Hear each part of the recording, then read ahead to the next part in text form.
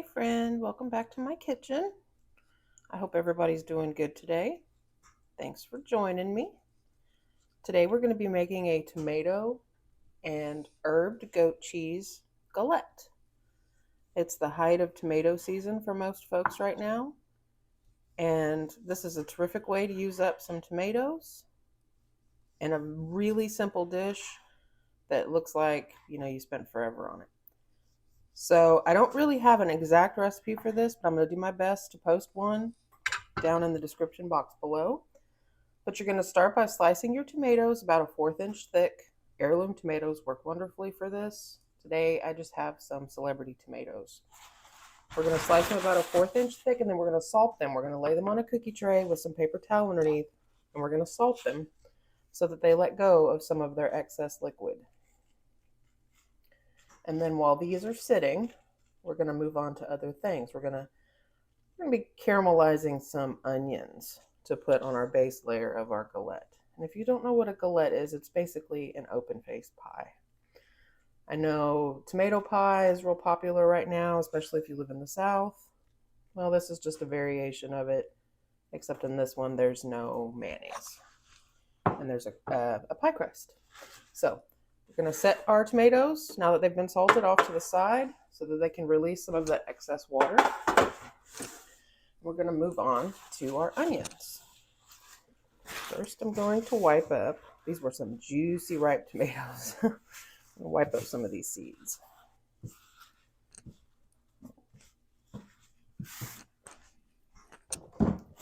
As always, I'm doubling this recipe today. I'm making 2. The recipe that I leave in the description box below will be for just 1.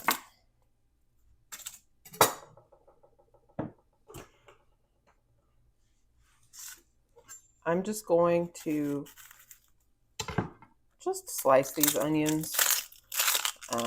Like I said, we're going to cook them down for a long time until they're nice and caramelized and rich.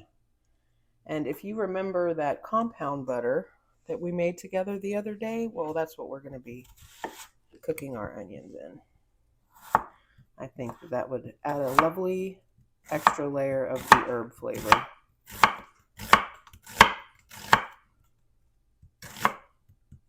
So let me go ahead and get these onions sliced up, and we'll move on to the next step.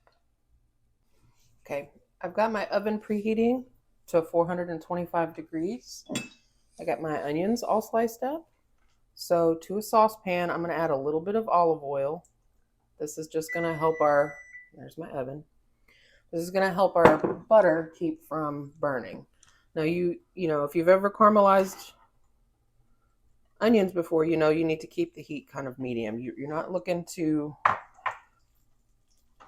burn them. You just want them to slowly cook so that they release their natural sugars and get soft. So, as I said before, this is the compound butter we made a few videos ago. I will post an iCard up here for you if you're interested in that. I'm going to let my butter go ahead and melt down. And then I'm going to add my onions.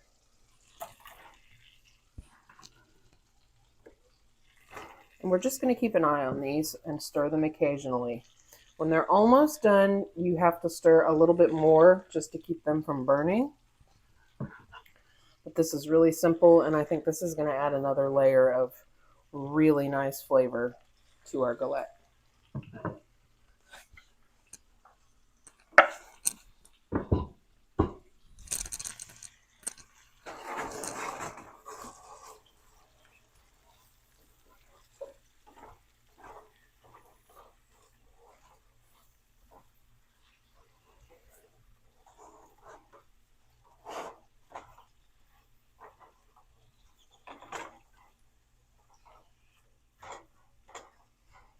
So we're just going to kind of break the onions up so they all have a chance to get around the pan and touch the bottom as we stir. And we're just going to keep an eye on these, and I'll be back when they're almost done. Shouldn't take too long. Okay, When your onions get to about here where you can see through them, they're starting to change more to a yellow color, I'm going to add some more garlic. This is about 4 cloves of garlic that I just diced up. And I'm going to go ahead and add some more dried thyme because I like it. I like the way it tastes with tomatoes. And I think it would be lovely. But you know, if you don't like it so much, you don't have to add it. Okay? I always tell you guys this is your recipe. You're making it for you. Do what makes your belly happy.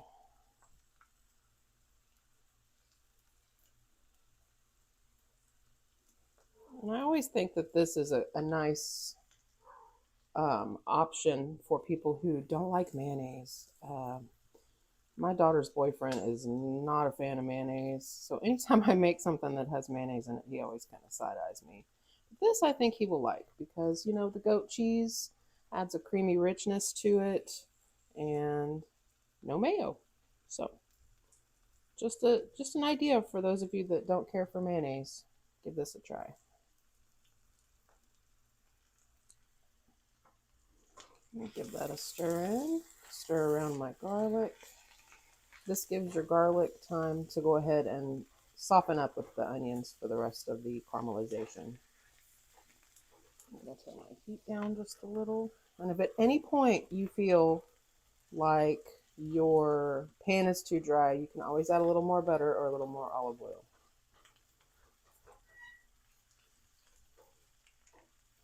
And we're going to let them continue to cook just like that.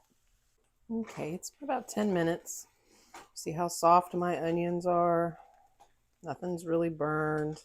The garlic isn't burned. The onions are just soft and sweet at this point. Now, you could let this go a little longer if you wanted to. You could let it get as dark as you want. Like, you know, if you're patient, you could make this as dark as it would be for French onion soup. But for what we're doing today, this is good enough for me. So I'm going to go ahead and turn off my heat, and I'm going to remove this to a plate so that it can cool off just a little bit. I'm just going to go ahead and slide my onions into a plate so that they can cool off just a little. You know, we don't want them to continue to cook, and even if you turn the heat off, they're going to continue to cook with the residual heat of the pan. So take them out, spread them out a little bit,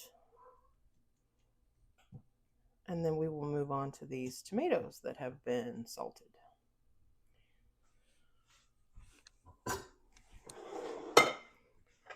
Once your tomatoes have had a little time to sit with that salt on them, I did flip these about halfway through my onions cooking just to help them let off a little more juice.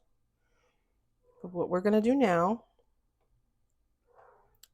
is just pat them dry with paper towels. Now, you're not going to get them truly dry, obviously. These are some juicy tomatoes, but you just want to get some of that excess liquid off of them. So, clean paper towels and just give them a gentle press, and you can see how much liquid is already coming up through the paper towels. This just helps your pie crust from getting soggy in the bottom.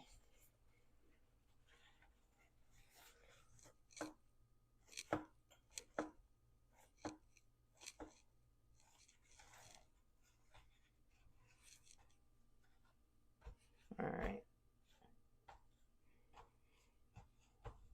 Now we can go ahead and assemble.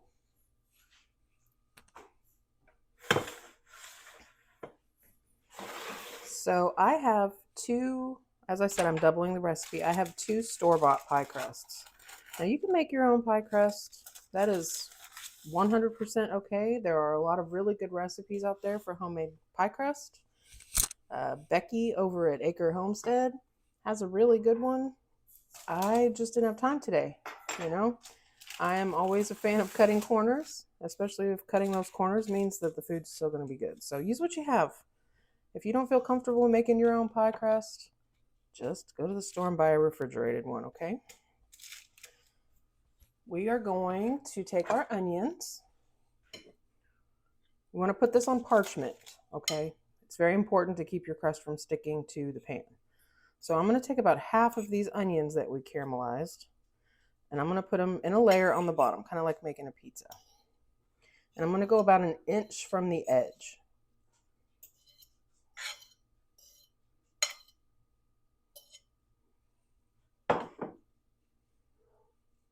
If you hear that meowing, that is my princess cat who thinks she needs all the attention right now. So I apologize. I have switched to a new microphone. You guys got to tell me how the audio is on this. I was hoping that it would help cut down some of the sounds of the pets in the house. So if you can still hear her, let me know. All right. So press your onions about an inch from the edge. Give you space to roll the crust up. Now to this, I'm going to add some chev. Chev is just creamy goat cheese. I went ahead and I got the garlic and herb kind. You can get it plain. They even sell this with fruit mixed in. It's really delicious. It's kind of like cream cheese. If you don't like goat cheese, feel free to substitute whatever kind of cheese you prefer. And all I'm going to do, this is a 4-ounce block. I'm using 1 4-ounce block for each galette. So I'm just going to drop, pieces, little slices of this cream cheese around the chev, around the onions.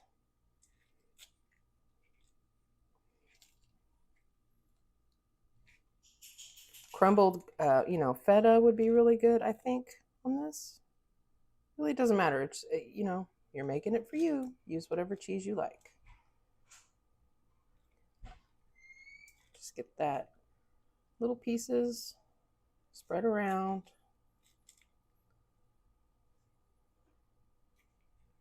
And then I'm going to salt and pepper this layer because our tomatoes have already been salted.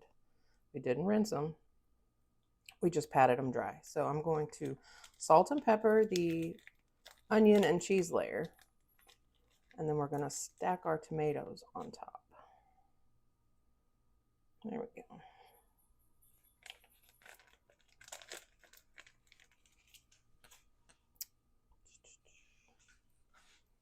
Never a towel when you need one.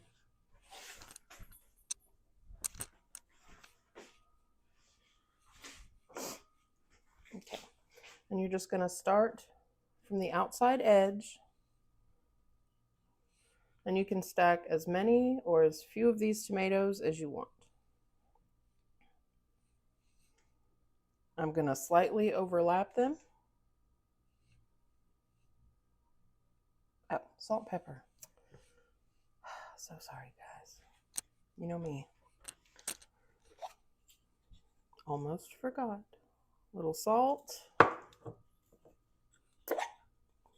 Little black pepper. And I am going to add a little more black pepper to the top, to the tomato layer. All right. Now we stack our tomatoes. I'm just going to overlap them a little bit. Does not have to be perfect. Just do the best you can. At the end of the day, even if it's not pretty, it's going to taste great.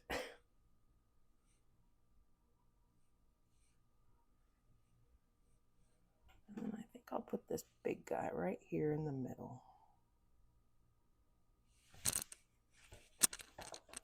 A little black pepper. And now we're going to fold that outer 1-inch edge up over the tomatoes. We're going to give it a little pinch. Move those away. Now this is a rustic dish. We're not going for perfection here, guys. Some people just fold it, fold it, fold it, fold it. Some people pleat it. It's not that deep. As long as you get the edge folded up. And I'm sorry if you see this little fruit fly buzzing around. I have tomatoes and stuff from the garden in the kitchen, and the fruit flies are awful. So not much I can do about that at this point. Basically, I'm just folding the edge up and then giving it a pinch with my thumbs.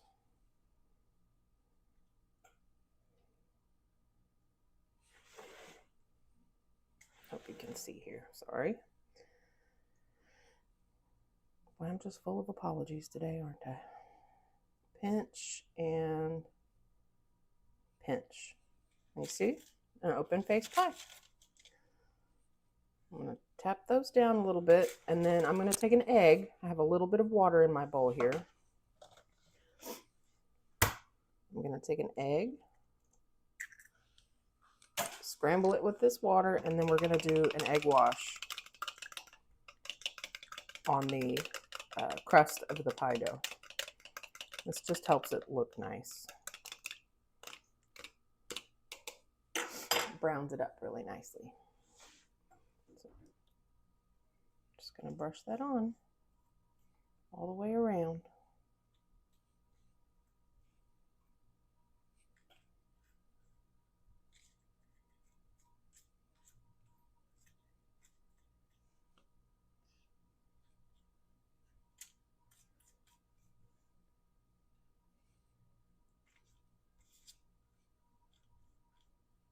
All right, I'm going to go ahead and do the other one, and then I'll be back and we'll get these in the oven.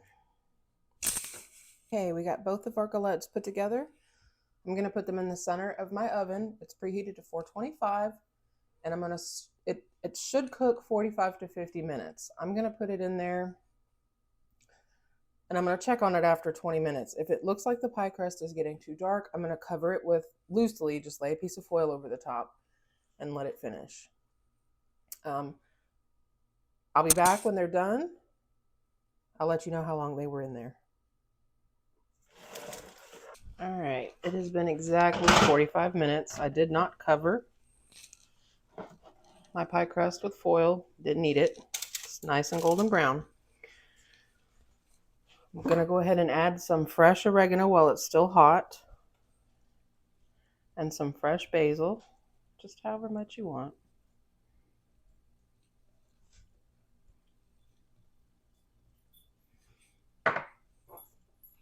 And then these have to sit.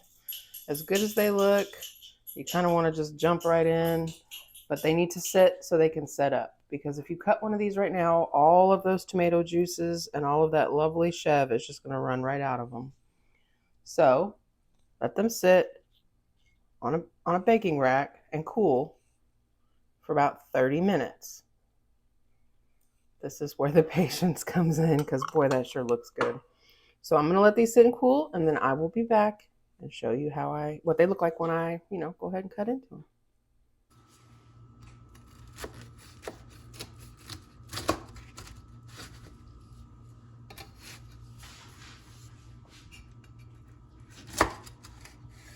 As you can see, guys, I added some green onion to the top. I like green onion. And you can see the layers of the onion and the cheese in there. It's really good. My son already tried it. He said he loved it.